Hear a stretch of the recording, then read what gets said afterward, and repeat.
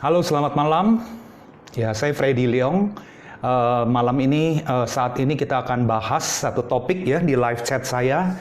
Ini topik yang sangat menarik ya, tapi ini topiknya adalah tentang di dunia kerja.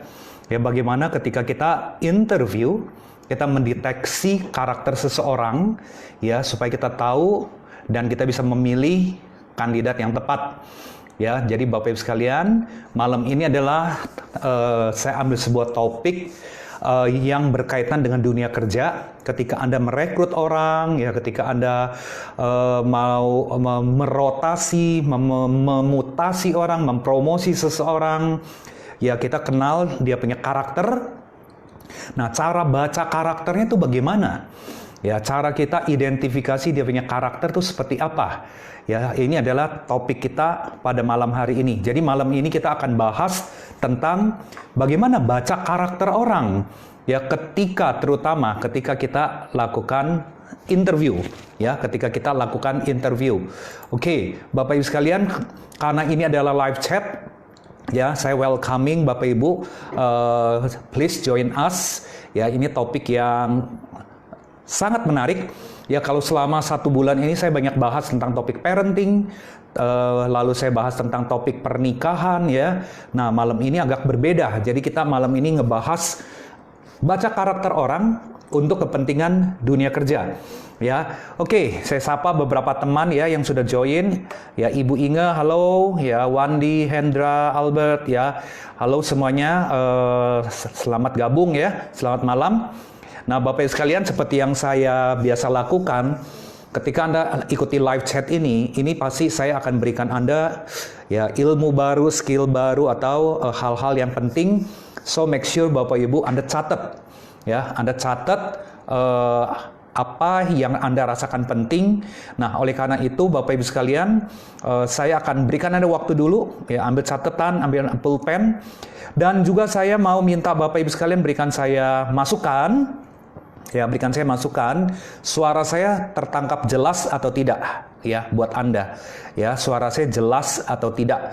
Nah, saya punya pembahasan tentang bagaimana mendeteksi karakter, ya, pada saat kita interview. Ini saya perkirakan durasinya nggak panjang, ya, cuma 30 menit sampai 45 menit.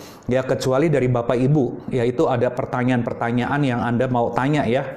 Ya, tapi saya perkirakan ini topiknya 30 sampai 45 menit cukup, ya. Oke, selamat malam Emily. Buat Bapak Ibu yang baru join, ya, salam kenal. Nama saya Freddy Leong. Tolong Bapak Ibu yang baru join, Anda boleh tulis Anda dari mana, Anda dari kota apa, ya, atau dari negara mana. Ya, itu akan lebih baik lagi, saya jadi bisa kenal Anda. Nah, Bapak Ibu sekalian, saya perkenalkan diri saya dulu ya di dunia profesi ya, di dunia kerja ya. Saya sendiri bachelor saya adalah accounting Bapak Ibu. Master degree saya adalah bidang finance. Saya ambil dari St. Louis University di Amerika, ya, di Missouri. Kemudian setelah lulus kuliah saya join dengan Arthur Andersen Consulting sebagai auditor dan sebagai consultant. Nah, kemudian saya kembali gabung dengan Indonesia. Saya masuk ke salah satu anak perusahaannya Grup Lipo. Salah satu anak perusahaannya ya. Posisi terakhir general manager, kemudian saya pindah ke grup yang lain sebagai operational director, Bapak Ibu. Nah, dalam perjalanan karir saya, saya merasa finance and accounting itu bagi saya itu bukan gue banget gitu ya. Oke sih, saya cukup berprestasi kok. Ya, buktinya saya di usia 33 tahun udah jadi direktur Bapak Ibu. Nah, kemudian saya belajar ilmu-ilmu yang lain yang betul-betul di luar finance and accounting. Beda banget deh dari finance accounting. Nah, salah satu sertifikasi internasional yang saya ambil adalah Certified Behavior Analyst. Ya, jadi saya belajar tentang bagaimana caranya menganalisa perilaku manusia. Jadi saya lumayan expert di bidang ini Bapak Ibu.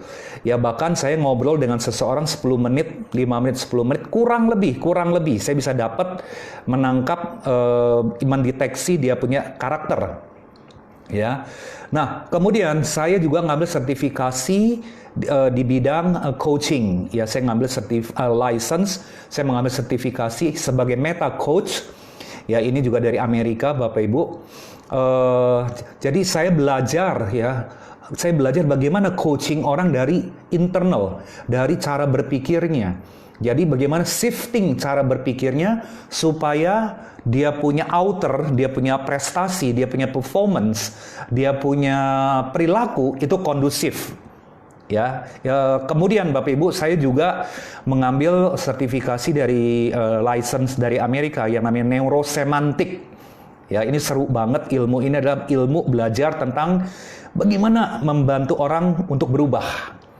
Ya, saya juga adalah certified identity compass. Ini adalah sertifikasi bagaimana membaca pola pikir seseorang.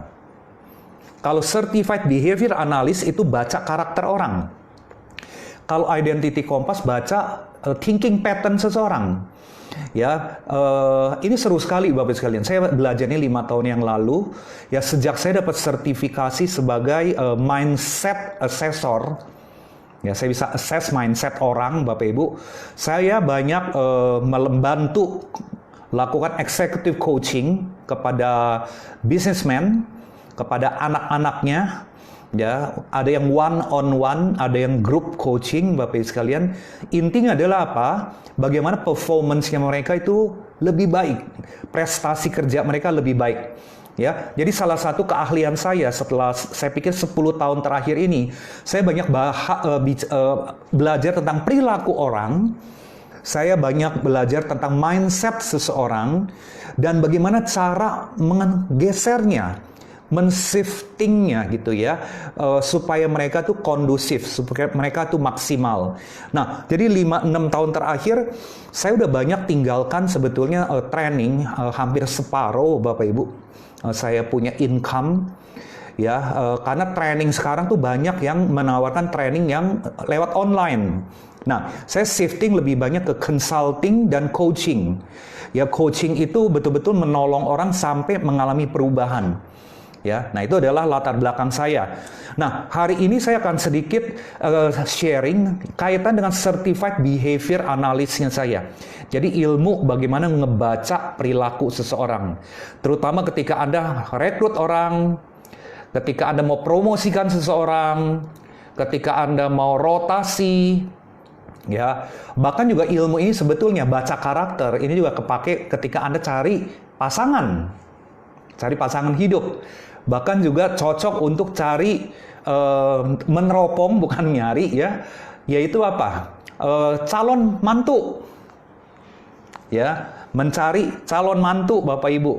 Oke, selamat malam ya, nih beberapa teman yang sudah join: Sylvia, Sution, Jevi, Lydia, Tuti, Acing, Ringga, David ya, Meli, Ervi, Joni, ya, Tina dan teman-teman yang lain ya, welcome. Ya, malam ini kita akan bahas tentang ngebaca karakter orang ketika saat interview. Ingat ya, saya spesifik ngebahasnya adalah baca karakter orang saat interview orang. Ya, oke. Selamat malam Ringga dari Surabaya. Siap belajar dari Surabaya. Oh, Ringga lagi di Surabaya ya. Oke, salam ya. Oke, kemudian ada juga Budiati ya, join. Selamat malam. Oke, Bapak Ibu, nanti yang teman-teman yang datang di tengah-tengah ya, welcome deh ya. Saya sengaja 10 menit pertama nyapa dulu, introduction dulu ya Bapak Ibu. Nah, kita akan bahas tentang interview. Ya, besok-besok kalau Anda perlu nyambung ya topik ini, ya misalnya bagaimana cari pacar sesuai dengan karakternya, bagaimana cari mantu sesuai dengan karakternya, bagaimana nih ngebaca karakternya mantu, misalnya kayak gitu ya. Kalau Anda butuh topik ini, Anda kasih tahu saya, Anda ketik aja. Ya, Anda ketik, ini topiknya beda ya, maksudnya ngebahasnya beda, butuh waktu juga gitu loh ya. Nah, bahas topik interview aja udah butuh waktu gitu. Nah, Bapak Ibu sekalian, kesalahan. Banyak para recruiter atau ketika kita interview, banyak orang yang banyak melakukan kesalahan, menurut saya loh ya. Yang esensinya malah nggak diperhatiin, nggak menjadi fokus.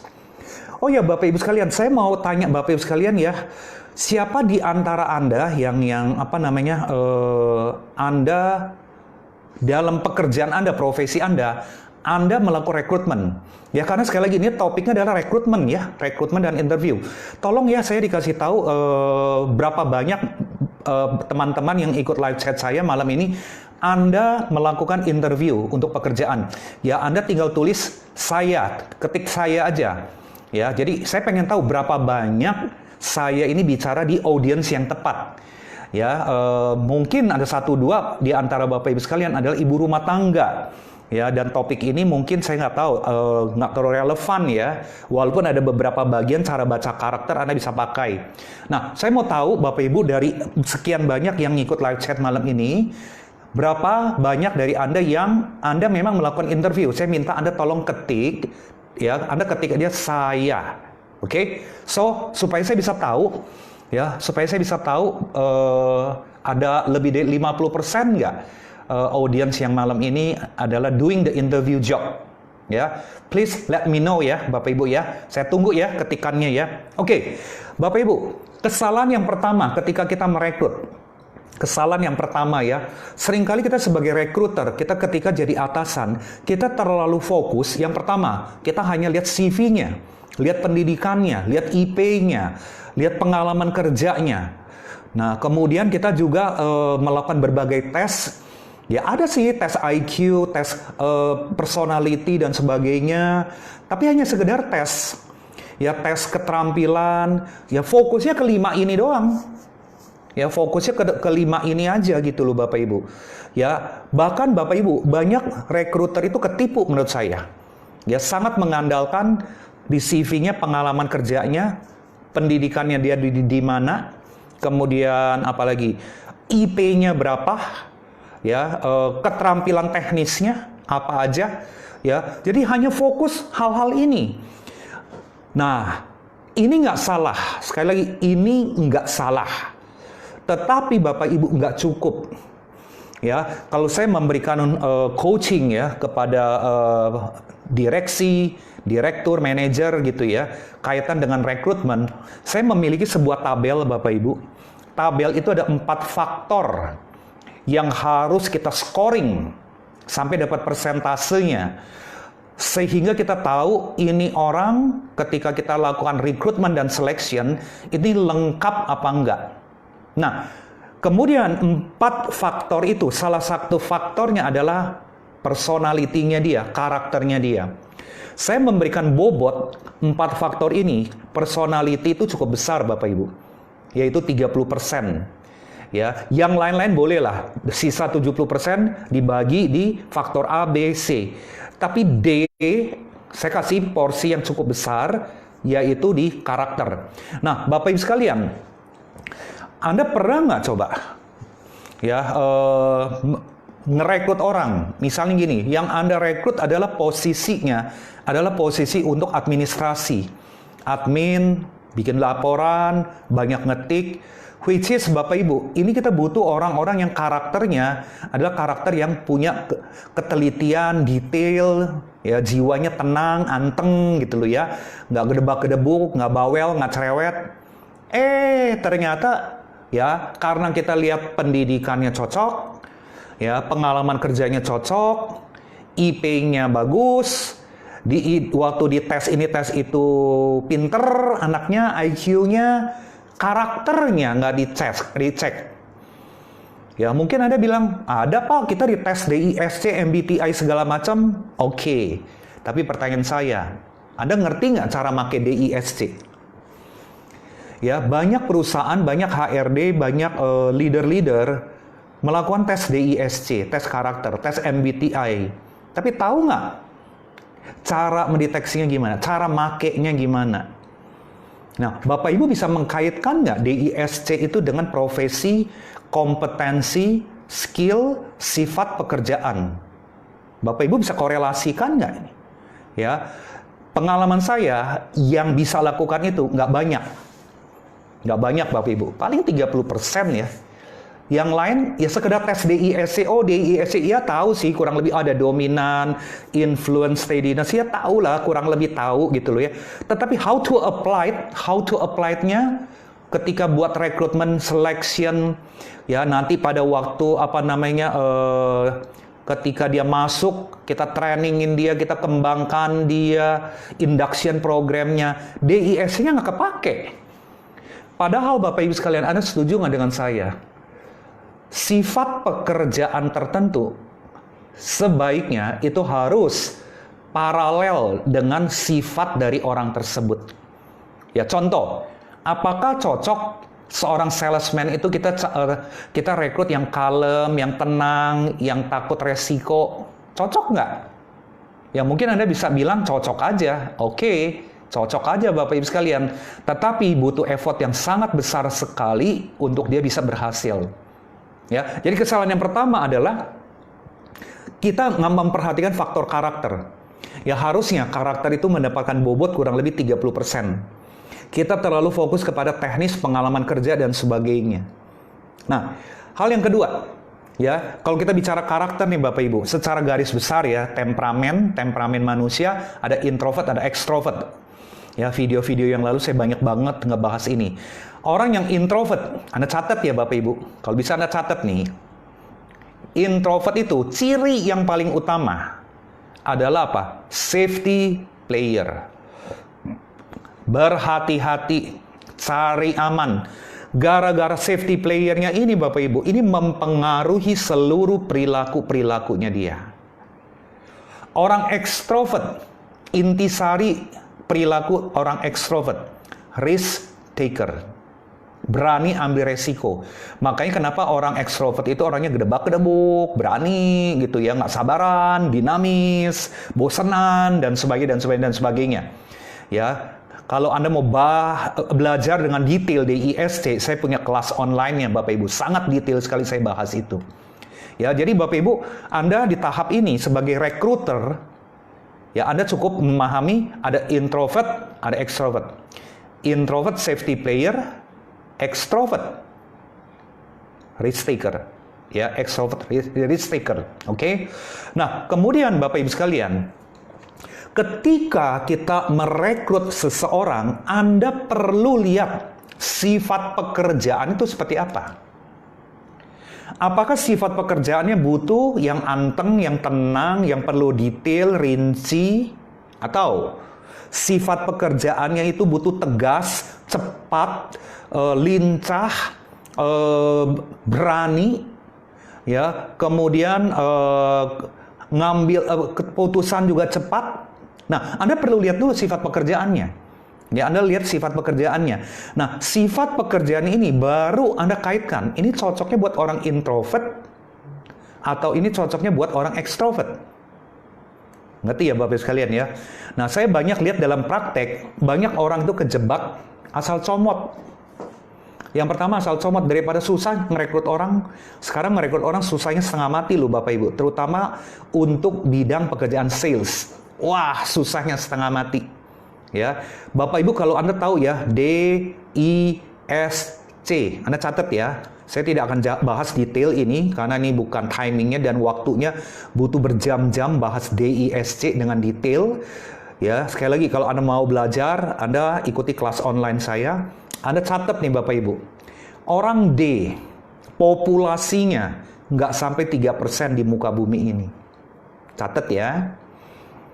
Orang I, kurang lebih 12% Bapak Ibu di muka bumi ini. Jadi kalau D dengan I kita gabung Bapak Ibu, ekstrovert, D dan I ekstrovert, maka populasi di dunia hanya kurang lebih 15%. Ya, kurang lebih 15% Bapak Ibu sekalian. Lalu orang S, ini yang paling banyak. Ini yang paling banyak Bapak Ibu, kurang lebih 60%. Orang C kurang lebih 20%-an.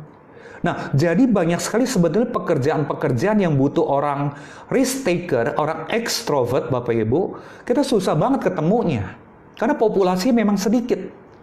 Ya, tapi kalau Anda lihat ya, Tuhan itu baik loh Bapak Ibu. Ciptakan tipe S-nya yang paling banyak. Dia adalah tipe cooler. Dia yang tipe yang menjadi stabilizer, yang bikin adem gitu loh ya. Oke, ada komentar dari Ringga. Ya, yang perlu diperhatikan ketika kita rekrut adalah ABC, attitude, Behavior, karakter lebih penting dari CDE, kompetensi, diploma, experience. Sangat setuju. Nah, Bapak Ibu dapat ilmu baru kan? Lebih penting ABC-nya. CDE bukan nggak penting, tapi ranking kedua. Makanya kenapa ABC, kalau saya bikin sebuah pembobotan Bapak Ibu, ya untuk menilai ini orang lulus apa nggak lulus recruitment selection, ABC-nya saya kasih bobot 30%. CDE kan macam-macam nih ya, yang kompetensinya lah, diplomanya lah, experience-nya lah, ini kan kita kasih bobot lagi. Tetapi perilaku, karakter ya, maksudnya kait ini, ABC ini saya kaitan dengan karakter tipe DISC-nya, saya kasih bobot 30%. Ya, nah jadi sekali lagi, banyak sekali saya punya klien ketika merekrut orang sales itu setengah mati dapat karakter yang cocok. Akhirnya apa yang terjadi Bapak Ibu? Asal comot. Dapatlah orang tipe introvert. Ya, akhirnya Anda ngebul di sini. Berasap. Ya, kita kan maunya kalau orang sales itu lincah, berani, nekat, nggak tahu malu gitu loh ya.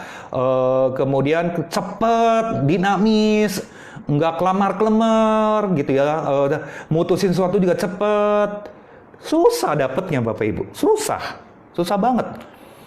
Ya, nah jadi ketika kita nggak matchingkan sifat pekerjaannya dengan karakternya Bapak Ibu, Anda berarti beli kucing dalam karungnya, resikonya semakin besar. Dan akibatnya Bapak Ibu ya, Anda punya resiko ketika rekrut dia gede sekali.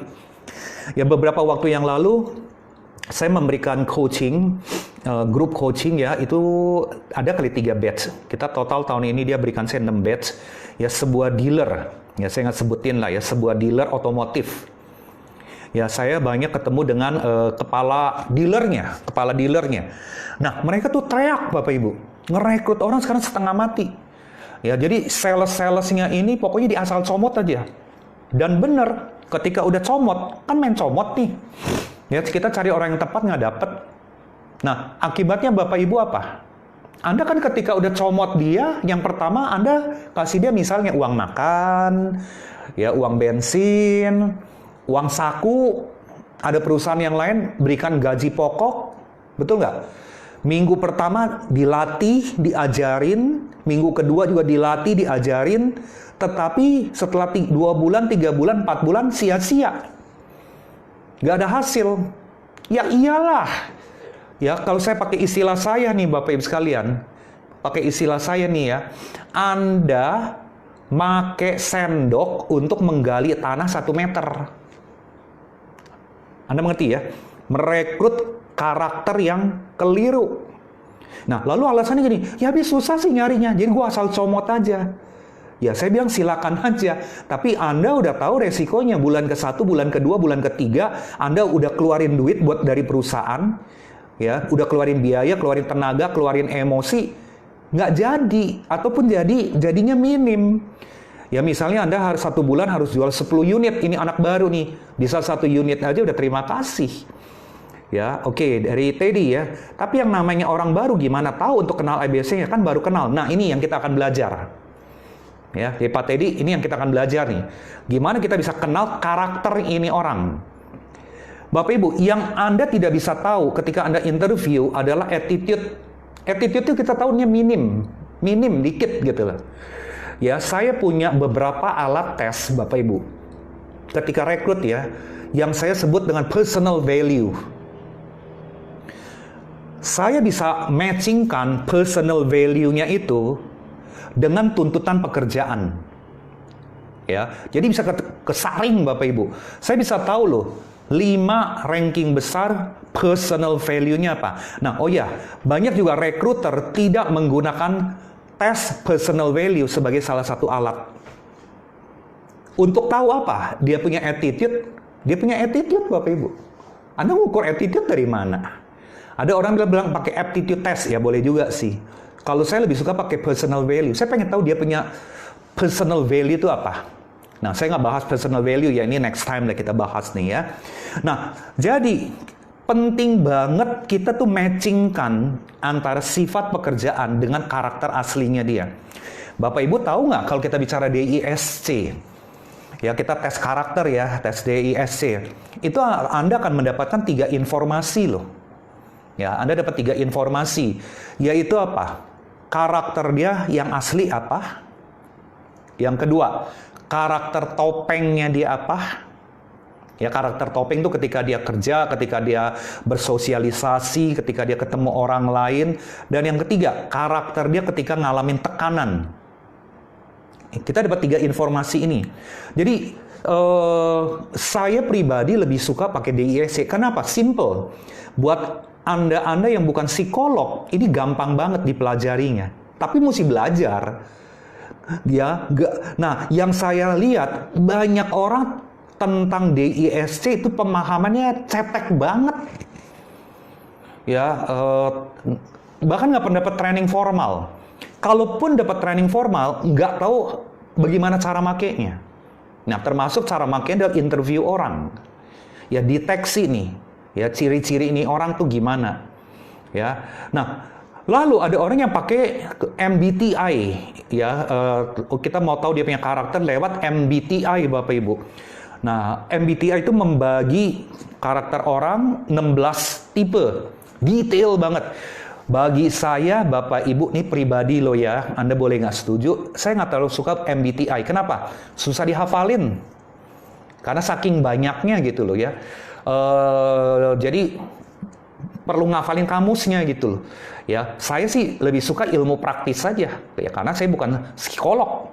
Ya, saya juga bukan psikolog ya, Bapak Ibu sekalian. Nah, oleh karena itu Bapak Ibu, Anda perlu, kalau Anda recruiter ya, pertama, Anda perlu tahu banget DISC itu apa, bukan hanya permukaan. Karena ini kepake banget Anda ketika rekrut, ketika nanti Anda melatih dia, ketika Anda mau promosiin dia, ketika Anda lagi memotivasi dia, mempengaruhi dia, ini semua kepake banget.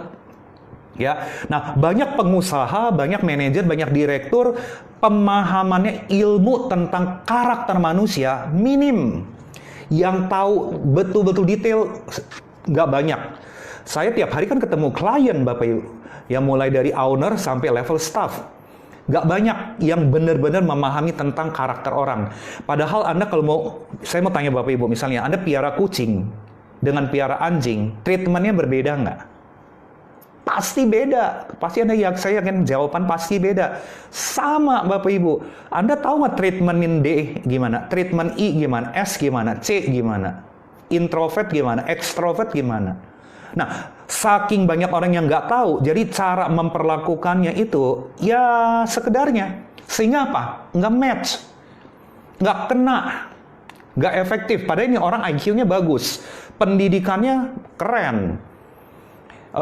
Apalagi ya, pengalaman yang dulunya ada, bagus, cocok, matching. Tapi karena kita sebagai atasan nggak menguasai tentang karakter orang, sehingga the way we influence, the way we treat, and the way we manage the people itu nggak bener, keliru. Akhirnya apa? Si karyawan frustrasi, atasan frustrasi dan keluar. Ya, nah ini banyak banget saya ngalamin dan saya melihat klien saya mengalami seperti itu. Nah, oke, sekarang bagaimana caranya nih ketika kita rekrut, ketika kita interview, kita mau tahu dia karakternya apa? Tips saya, catat ya. Ini tips saya Bapak Ibu. This is my version. Ya, versi-versi dari tempat lain juga banyak. Ini versinya Freddy Leong ya Bapak Ibu ya. Kalau memungkinkan, ini tips yang pertama ya. Kalau memungkinkan ketika Anda melakukan interview, ketemu muka nih ya, offline interview, usahakan meja interviewnya Anda dengan pintu ruangan interview itu jaraknya cukup jauh. Ya, memang ini mesti sesuaikan dengan office Anda sih. Ya, tujuannya apa? Kita mau melihat, observe cara dia berjalan, body language-nya. Ya, jadi Bapak Ibu, cara kita untuk mengetahui dia karakternya introvert atau extrovert, Bapak Ibu sekalian, yang pertama, Anda perlu mengamati cara berjalannya. Makanya paling bagus setting ruangan itu adalah ya antara pintu dengan meja untuk interview itu jaraknya cukup panjang. Ya, kalau bisa 10 meter kali ya. Ya, tapi sekarang susah ya, office sekarang kan kecil-kecil. Nah, oleh karena itu Bapak Ibu paling bagus kalau saya bilang, kalau office Anda kecil nih, saya kasih tips ya. Anda ketika interview seseorang, biarkan kandidat itu tunggu di resepsionis. Misal, let's say, ruangan interview lantai 2 atau lantai 3. Nah, Andanya yang turun. Anda bilang sama resepsionis, tunggu ya, saya yang turun ya, saya yang akan jemput dia ya. Anda lihat deh cara berjalannya. Ketika dia berjalan dari resepsionis, ya naik tangga ke lantai 1, atau lantai 2, atau lantai 3, Bapak Ibu sekalian. Ya, Anda coba lihat cara berjalannya nih. Nah, saya mau tanya Anda nih, supaya ada interaktif ya. Supaya Anda interaktif nih. Kalau cara jalannya Bapak Ibu sekalian, sopan gitu loh ya. Langkah-langkahnya teratur, kemudian bahasa tubuhnya rapi ya. Kemudian Bapak Ibu sekalian, on the way perjalanan dia nggak banyak ngomong, cenderung pasif gitu ya. Nah, menurut Bapak Ibu, ini tanda-tandanya introvert atau extrovert? Ayo jawab, ketik ya. Ya, Ringga bilang saat antar ke ruang wawancara. Ya, jadi yang salah begini loh, Anda tidak akan banyak dapat informasi dan data ketika lakukan interview kalau Andanya udah rapi duduk di belakang meja. Si kandidat tok, nanti dia masuk. Apalagi kamarnya kecil lagi. Ya, zaman sekarang ruang interview kecil-kecil Bapak Ibu. Ya, kalau saya saranin, ya Anda capek dikit aja untuk dapat data. Makanya kenapa ya orang ketika ngerekrut level manager, GM, dan sebagainya, mereka tuh rekrutnya interviewnya nggak di ruangan kantor. Ketemunya di restoran, Bapak Ibu. Tujuannya apa? Mau baca body language-nya. Ya, oke. Di sini udah ada jawaban ya. Tina bilang C or S. Ringga bilang introvert. May juga bilang introvert. Ya, Dea juga bilang introvert. Pinter semua. Itu udah pada tahu. Ya, jadi yang pertama, kita melihat cara dia jalan, ya, bahasa tubuhnya, makanya Anda perlu dapat data. Bapak Ibu perlu dapat informasi. Ya, Anda perlu dapat informasi. Anda yang jemput. Kalau Anda di lantai 2 atau lantai 3. Kalau Anda on the same floor gitu ya, di lantai yang sama, Andanya juga yang keluar. Ya, jadi Anda ketemu dia, ya, halo Doni, saya Freddy, ya saya manajer perusahaan PT ABC, ya welcoming, ayo kita ke ruangan yuk, ruangan sebelah, yuk silakan jalan yuk. Nah, saya mau tanya Bapak Ibu, ketika Anda jalan bareng ya, Anda jalan bareng, sebaiknya Anda di depan dia atau dia di depan Anda? Yuk ketik lagi. Ya, ini sebetulnya kalau Facebook Live bisa saut-sautan, pakai suara lebih asik ya sebetulnya Bapak Ibu ya. Ya, tapi Anda ketik dah. Saya nggak jawab nih. Untuk Anda mendapatkan informasi tentang ini orang, ini kan baru elemen pertama. Ini ada beberapa elemen nih yang Anda mesti lihat. Elemen yang pertama ada cara dia berjalan, gerak-geriknya. Ya, menurut Bapak Ibu, Anda yang sebagai interviewernya, Anda posisinya di mana? Di belakang dia? Atau di depan dia, atau sebelahan. Ya, yuk coba ketik ya. Saya nggak jawab dulu nih. Bapak Ibu ketik ya. Nanti kita bahas Anda punya jawaban ya. Lalu yang kedua, Bapak Ibu sekalian, yang elemen kedua yang Bapak Ibu perlu perhatiin, cara dia duduk. Sebelum duduk deh ya, salaman. Cara dia salaman, Bapak Ibu. Oke, ini udah ada jawaban nih dari May di depan kita. Dari Tina, biasanya saya di depan. Mana mau orangnya jalan duluan, takut salah. Oke. Ringga, di belakang. Atau di samping untuk perhatiin kandidat. Eni, saya di belakang Pak. Di belakang. Biasanya di depan, Teddy ya. Yang paling baik di belakang. Jangan di samping. Anda boleh dong sambil berikan sodoran, yuk lurus, yuk, kamu jalan dulu, lurus. Bapak Ibu, Anda bisa dapat data loh dari situ. Sebaiknya sih di belakang, minimal di samping. Tapi sebaiknya di belakang. So you can observe body language-nya. Kalau dia punya body language, Bapak Ibu, dia punya body language, very busy body language. Kemungkinan ekstrovert. Teddy bilang, kalau tuan rumah dia nanti bingung. Ya kita kan kasih arah, kita kasih direction. Yuk silakan, jarak kita dengan dia kira-kira cuman ya paling 30 cm. Yuk kamu silakan duluan, yuk kita ujung depan ya, kamu ujung depan ya. Ini adalah teknik interview, Teddy. Ini tekniknya untuk kita dapat data. Ya, ini bukan dalam rangka kita lakukan hospitality sih sebetulnya. Ya, ini dalam rangka kita mendapatkan data. Ya, jarak paling 30 cm dia suruh jalan duluan. Kita pengen lihat dia punya body language. Ya, calm or busy. Busy body language. Ya. Oke, jadi jawabannya adalah kalau nggak di samping minimal ya, lebih baik di belakang. Ya, kita yang kasih dia arah. Kita yang kasih dia arah. Yang kedua, Bapak Ibu, salaman. You just get the feeling ketika Anda salaman. Ya, salamannya genggamannya kuat apa enggak? Atau ya hanya sekedarnya, sekelebat gitu loh ya. Atau enggak sekelebat tapi soft. Ya, jadi genggaman tangannya strong atau soft. Nah, Bapak Ibu, kalau strong kemungkinan indikasi apa? Kalau jabatan kuat gitu ya, mantap gitu ya. Oke, mantep gitu loh ya, jabatannya. Ya, saya yakin pasti Anda bilang jawab ekstrovert. Ya, jadi elemen kedua adalah jabatan tangannya. Yang ketiga, nah ini penting nih, ini yang penting nih. Kalau saya sih ya suka pakai trik sih, saya pakai trik.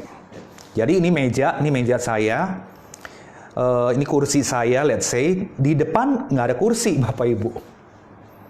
Nggak ada kursi, ya kursinya akan bahkan agak sedikit minggir gitu ya. Nah kita pengen tahu apa yang dia lakukan, Kalau dia inisiatif mendorong kursi, atau yang kedua dia tunggu Anda punya instruksi untuk geser kursi, atau dia menunggu instruksi Anda punya tindakan untuk ambil kursi. Jadi ada 3 kemungkinan skenarionya. Nah, saya mau tanya Bapak Ibu, dari sini dapat data lagi nggak? Contoh ya, kalau dia hanya berdiri ya, nunggu instruksi, kira-kira introvert atau ekstrovert? Coba ketik ya. Anda ketik ya. Jadi, dia cuma berdiri, Anda udah duduk nih, dia masih berdiri gitu ya. Introvert atau ekstrovert? Coba Anda ketik. Bapak Ibu, saya mau bilang Anda, teknik-teknik yang saya share ini nggak bisa ngebohong. Nggak bisa dibohongin Bapak Ibu. Dia mungkin tes DISC boleh ngebohong. Banyak loh orang yang udah saking banyak interview ya, tes DISC-nya itu udah lihai dia Bapak Ibu. Tetapi, tips yang saya berikan malam ini tips yang sangat mahal sekali Bapak Ibu sekalian. Nggak bisa dibohongin lewat alat tes. Ya, saya sering kalau memberikan coaching ya tentang lakukan assessment DISC. Ini tips yang saya berikan adalah teknik yang saya sebut teknik verifikasi atau validasi hasil tesnya dengan perilakunya dia, matching apa enggak. Oke, ini udah ada jawaban. Introvert, ini yang posisinya dia berdiri ya, dia tunggu instruksi ya. Introvert, correct. Setuju banget. Udah dapet tuh. Ya, udah berapa elemen tuh saya ajarin Anda. Tadi cara jalan. Kemudian yang kedua jabatan tangan, shake hand. Lalu yang ketiga adalah tadi ya kursi, soal kursi. Nah, kalau misalnya tiba-tiba dia yang ambil kursi, geser di depan Anda sambil bilang, maaf Pak ya, saya geser dia kursinya. Menurut Bapak Ibu, ini orang adalah high initiative atau low initiative? Dapat kan ya informasinya ya? High initiative atau low initiative? Oke, itu elemen ketiga. Kita punya waktu 20 menit lagi. Buat Bapak Ibu yang mau langsung nanya aja ya. Ya, we still have 20 minutes. Yang keempat Bapak Ibu, cara dia duduk. Cara dia duduk Bapak Ibu. Kalau hitungannya nih 3 menit sampai 5 menit, 3 menit sampai 5 menit. Duduknya anteng, rapi, nggak geser posisi, ya, anteng, rapi, tenang, nggak geser posisi, ya, rapi tuh tangannya, ya, di pahanya dia, ya, agak jarang rubah posisi. Menurut Bapak Ibu, introvert atau extrovert? Dapat ya, data lagi ya. Ini udah dapat jawaban hi, ya. Teddy juga bilang hi. Oke, udah pada pinter nih, ya. Oke, high inisiatif, ya. Jadi kita pengen tahu, sengaja kita kursinya kita nggak persis di depan, agak ya 1 meter lah dari meja utama. Pengen lihat reaksinya dia aja, ya. Sambil Anda tetap perlu ramah, jangan angker gitu loh Bapak Ibu. Ya, generasi milenial ini kalau wajah Anda angker-angker mah, besok dia nggak mau dateng. Ini perlu loh. Ya, Anda tetap perlu friendly, natural gitu ya, welcoming dia. Ya, cuma kita sengaja aja skenario-nya. Ya, kita skenario-nya kita sengajain ya. Oke, dari Muli, ada pertanyaan. Ada orang-orang tertentu yang salamannya nggak nempel tangan kalau berbeda gender. Ya, ini buat teman-teman yang misalnya Muslim ya, misalnya ya. Saya juga belajar beberapa tahun yang lalu. Ya, mereka kadang-kadang, ya misalnya mereka jilbab, wanita terutama yang jilbab, mereka salaman itu memang shake hand-nya itu sekedar nempel aja. Nah, elemen itu kita bisa abaikan. Jadi jangan gunakan elemen itu sebagai dasar. Ya, jangan gunakan sebagai dasar. Tapi kalau orang ini memang bisa shake hand secara penuh, dia strong atau soft, kita bisa tahu. Ya, kita bisa tahu dia tipe introvert atau extrovert. Ya, dari Ringga lagi. Contoh penjelasan job matching DISC dengan contoh jenis pekerjaan. Oh, ini nanya nih ya, bukan komen ya. Dari Ringga. Contoh penjelasan job matching DISC dengan contoh jenis pekerjaan. Ya, contohnya begini deh. Anda cari tipikal orang yang kerjanya butuh pembukuan aja. Paling gampang pembukuan aja. Yang banyak harus ketik data, kemudian arsip, ya, bikin laporan. Bapak Ibu, Anda perlu orang D, I, S atau C? Saya yakin Anda bilang C, ya, pasti C. Contoh lagi, resepsionis. Anda cari D, I, S atau C? Banyak orang Bapak Ibu nggak ngerti bedanya S dengan C. Ya, dia pikir nih introvert sama aja. Saya mau bilang Bapak Ibu, beda banget. Beda banget S dengan C. Saya mau bilang sama Bapak Ibu. Kalemnya sama. Safety player-nya sama. Tenangnya sama. Tetapi ini ada dua karakter yang very, very different. Resepsionis harusnya adalah S. Office boy. Anda pilih yang mana? Anda pilih dah office boy tipe D. Mateng Anda. Cepatnya sih iya. Tegasnya iya. Tapi Anda akan sakit kepala. Bapak Ibu kan sakit kepala. Nah, Anda coba bisa kasih saya nggak ya? Anda bisa kasih saya jawaban nggak nih profesi ini nih ya? Profesi ini adalah profesi supir. Harusnya tipe apa? Kasih jawaban ya. Nanti kita lihat nih. Supir. Oke, tipenya apa? DISC-nya. Ya. Oke, saya lanjutin lagi elemen ya. Nanti Bapak Ibu silakan tanya aja kalau ada pertanyaan. Jadi saya udah 4 elemen tuh. Jalan, jabatan, kemudian salaman, jalan, salaman, kemudian cara dia duduk. Ya, cara dia duduk, cara tadi ya kita tes dia punya inisiatif. Ya. Nah, kemudian Bapak Ibu yang kelima, elemen yang kelima, tatapan mata. Ketika bicara, majority menatap Anda enggak? Atau kebanyakan natap sebentar, dia tunduk lagi. Natap sebentar, dia lihat kiri, dia lihat kanan, atau lihat atas. Banyak orang mungkin ngelihat bawah, tapi dia lihat atas. Ngelihat mata Anda agak jarang. Nah, tipikal kayak begitu Bapak Ibu, introvert atau extrovert? Ya, introvert atau extrovert Bapak Ibu?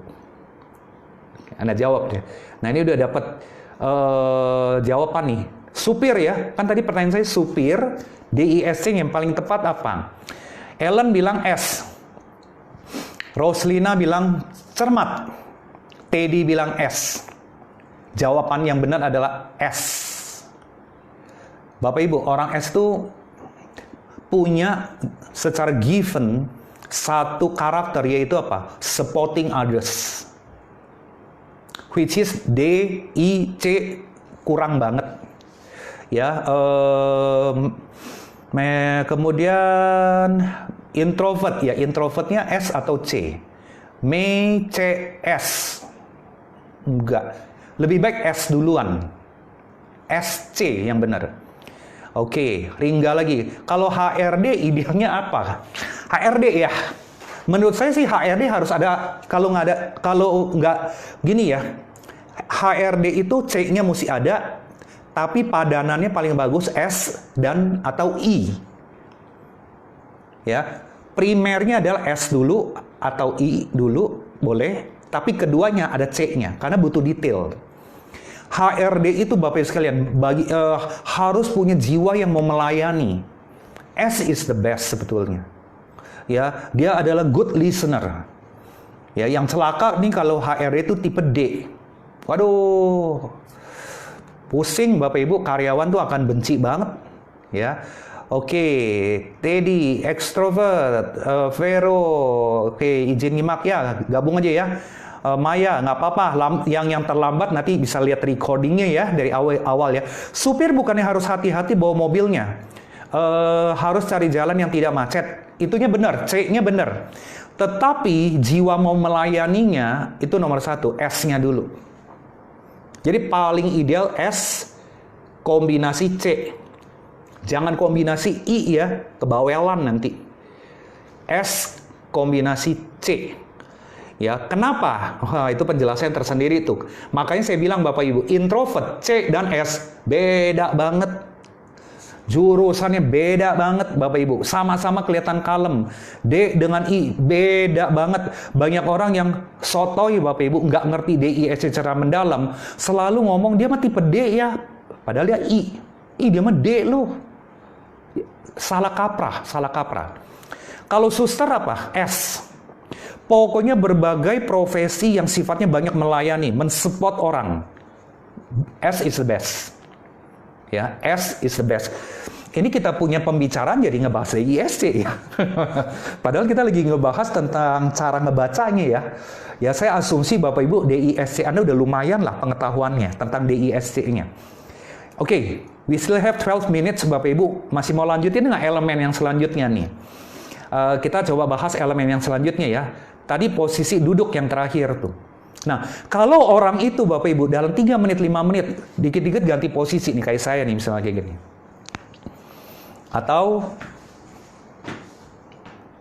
Atau nanti begini lagi Bapak Ibu.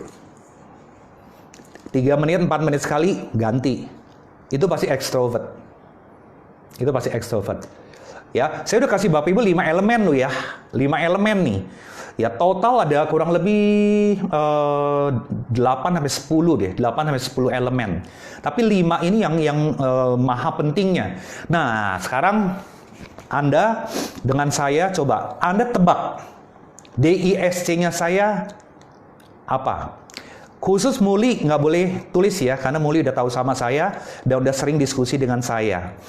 Ya, khusus Muli jangan ya. Menurut Anda, primer saya gabungan apa dengan apa? Ya, gabungan apa dengan apa? Anda ketik ya. Nah, saya akan lanjut. Cara ngebaca karakter orang. Udah 5 elemen tuh. Yang keenam Bapak Ibu. Yang keenam yang Anda perlu baca, Anda perlu dapat data, informasi adalah volume suaranya. Volume suaranya in average rata-rata keras nggak?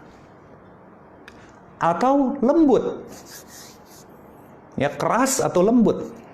Nah, saya percayalah buat Anda, pasti Anda kalau keras, Anda bilang keras, pasti kelompok-kelompok ekstrovert. Ya, oke, udah ada yang jawab ya. Saya menurut Anda kombinasi apa dengan apa? Karakter saya ya. Oke, Bapak Ibu jawab ya. Ya, sekalian belajar, Anda sekalian belajar baca karakter orang.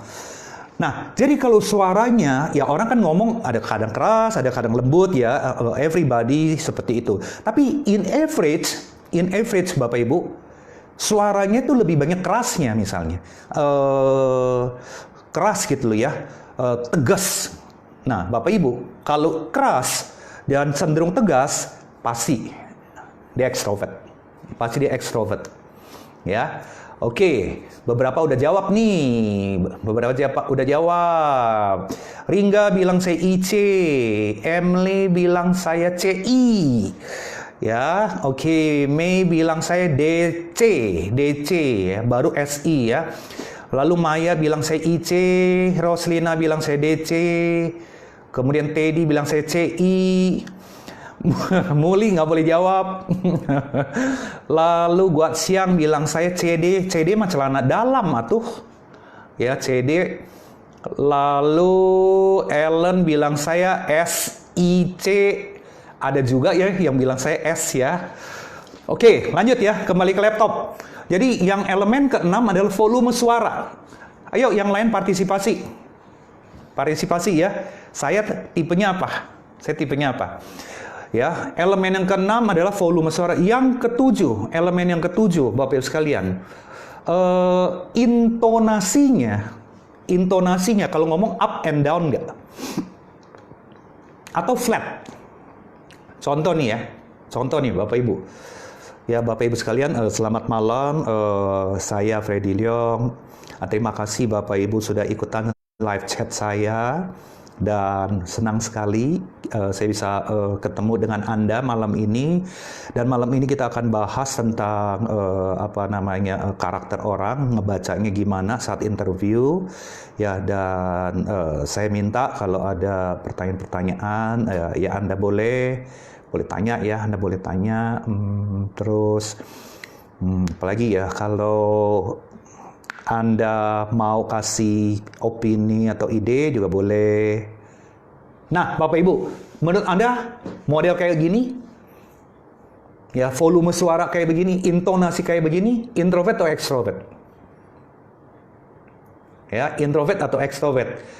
Ngantuk dong kalau dengerin kayak gitu. Ada nggak yang ngomong kayak gitu? Ngomongnya gini, kalau grafik ya, kalau grafik jantung di rumah sakit ya, kurang lebih gini, bahkan menukik, semakin nggak terlalu jelas kita ngomong ngedengerinnya. Atau volumenya up and down, up and down, up and down. Intonasi bukan volume, intonasi up and down. Jadi elemen ke-6 volume, elemen ke-7 adalah intonasi. Ya, kalau up and down udah pasti extrovert. Ya, nggak sabaran Pak dengarnya. Ya, tapi pernah nggak ketemu yang model kayak tadi? Ya, kalau kita ngedengerin dia ngomong 3 menit kemudian kita udah ngantuk. Ada kan ya kayak gitu ya? Pemimpin-pemimpin di dunia bisnis juga banyak tuh kayak begitu. Apalagi dia mesti mimpin meeting lagi.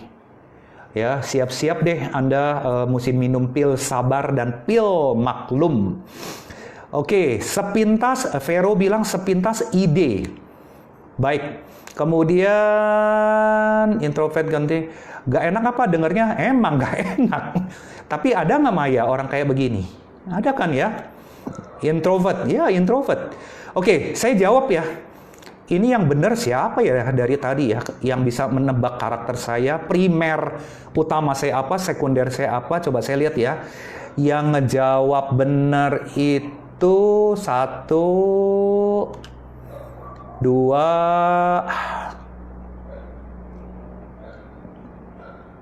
2 orang yang ngejawab saya benar. 2 orang. Pemenangnya adalah Mei Yahya dan Roslina. Saya DC. Ya, saya DC Bapak Ibu sekalian. Ya, S-nya saya babak belur. I-nya saya karena saya banyak latihan. Ya, banyak orang yang bilang saya I.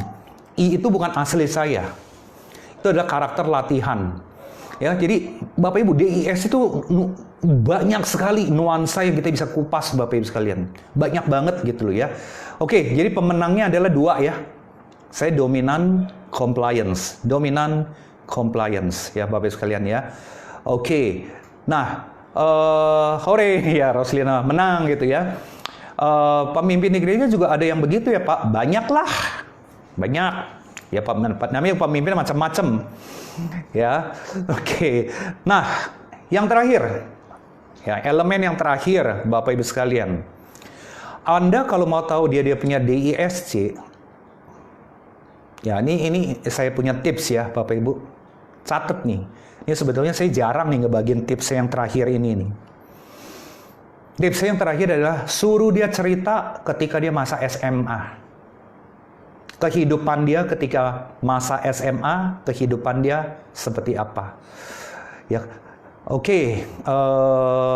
Muli kalau ngomong mantap, straight to the point, manjelep. Iya, orang tipe D kan gitu kan. Ya males basa-basi, udah langsung dor gitu ya. Nah, jadi elemen yang terakhir ya pembahasan kita malam ini adalah cerita, suruh dia cerita waktu SMA. Ya contoh nih ya Bapak Ibu.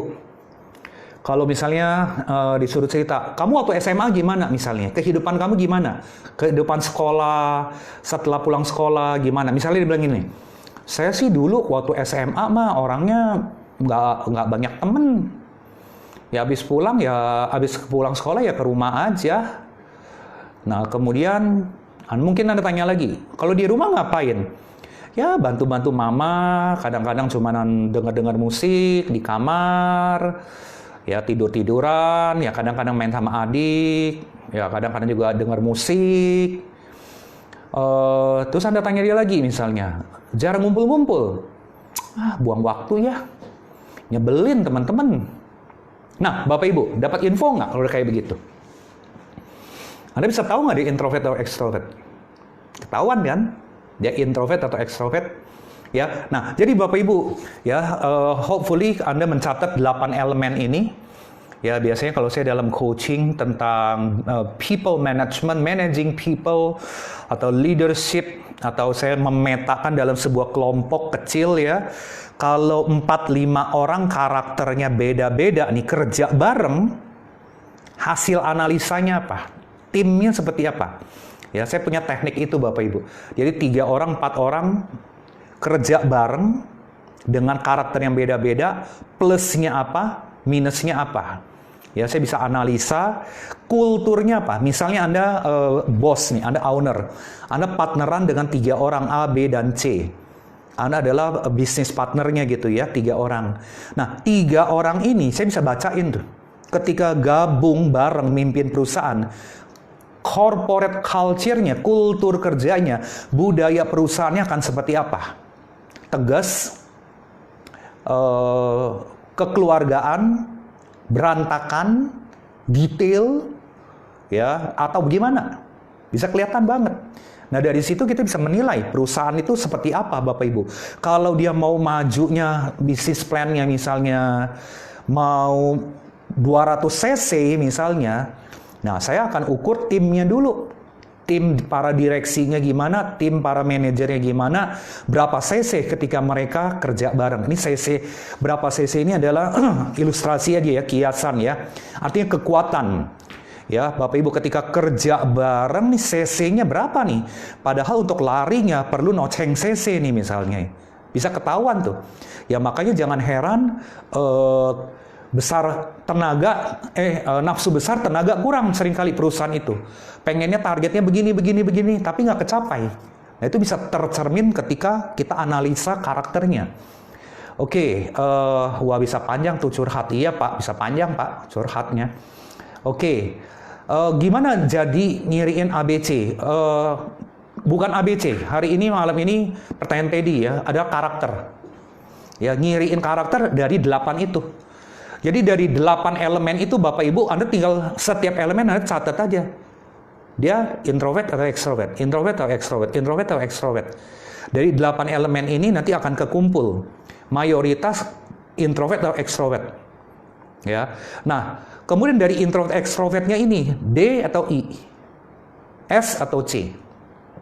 Ya. Nah, kali ini di dalam live chat saya hanya ngebatasi pembahasan hanya introvert atau extrovert. Ya, kenapa Bapak Ibu? Karena saya sekali lagi ya, kalau Anda tidak mengerti dengan tajam Ya, what is the distinction between D and I? D dan itu perbedaan tajamnya apa? Saya ngomong kayak gini rada nggak masuk. Ya, oleh karena itu Bapak Ibu perlu menguasai D, I, S, C dengan betul-betul tajam. Ya, if you are business owner, atau Anda ada leader, atau Anda adalah seorang manager, GM, saya sangat rekomen Anda perlu belajar deh. Ya, kalau Anda mau gratisan ya silakan Anda cari di Google. Ya, Google ada kok gratisan. Ya, kalau Anda mau yang berbayar juga ada, ya. Oke, Bapak Ibu sekalian. Nah, ini adalah berbagai tips kiat ya, 8 elemen ini aja Anda pakai, ini udah sangat-sangat menolong. Ya, udah sangat menolong Anda untuk ya bagaimana Anda bisa tahu dia karakternya apa, dia matchingnya pekerjaan apa, ya. Oke, Bapak sekalian, saya lihat di sini tidak ada lagi pertanyaan. Ya, buat teman-teman yang baru join, Anda bisa lihat recordingnya, rekamannya, ya. Dan saya sarankan Anda apa yang Anda belajar hari ini Anda praktekin, karena kayak gini mesti banyak praktek. Ya, saya menguasai ilmu ini juga udah bertahun-tahun Bapak Ibu sekalian, banyak praktek. Ya, nah kemudian Bapak Ibu, dan jangan lupa sebelum kita mengakhiri, please give me a comment. Ya, Anda bayar saya dengan hanya komentar aja, opini Anda, topik ini bagaimana. Ya, Anda nggak usah bayar saya dengan uang. Ya, lalu yang kedua, share ke teman Anda kalau Anda mau share. Dan yang ketiga, kalau Bapak Ibu butuh mau belajar detailnya di ISC, Anda bisa ikuti kelas online-nya saya. Harganya itu lebih murah daripada Anda kalau makan bareng dengan keluarga Anda. Ya, harganya cuma 300.000, Anda bisa belajar dalam 1 minggu tentang DISC. Anda bisa belajar dari video online.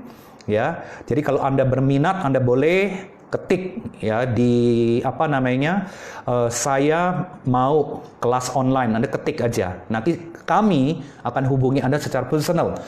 Oke, jadi ada pertanyaan dari Irene ya terakhir ya. Malam kok saya mau tanya kalau memilih karyawan bagus yang introvert atau extrovert. Terima kasih. Introvert, extrovert dua-duanya bagus. Ini untung ada yang nanya nih. Ya, supaya saya tidak memberikan persepsi yang salah ya kepada Bapak Ibu ya. Introvert, extrovert punya kelebihan, punya kelemahan. Extrovert juga punya kelebihan, punya kelemahan. Nah, masalahnya bukan masalah introvert atau extrovert yang bagus atau jelek, bukan. Masalahnya the nature of the job. Sifat pekerjaannya itu cocoknya buat introvert atau extrovert. Itu yang paling penting Bapak Ibu. Ya, sifat pekerjaannya matching nggak dengan introvert? Atau lebih matching ke extrovert, itu yang lebih penting. Ya, oke. Jadi Bapak Ibu sekalian, jadi lebih tahu gimana merekrut. Ya, oke, thank you. Ya, jadi Bapak Ibu sekalian, ongkos Anda ngikuti live chat saya adalah saya minta Anda komen aja. Ya, malam ini opini Anda gimana?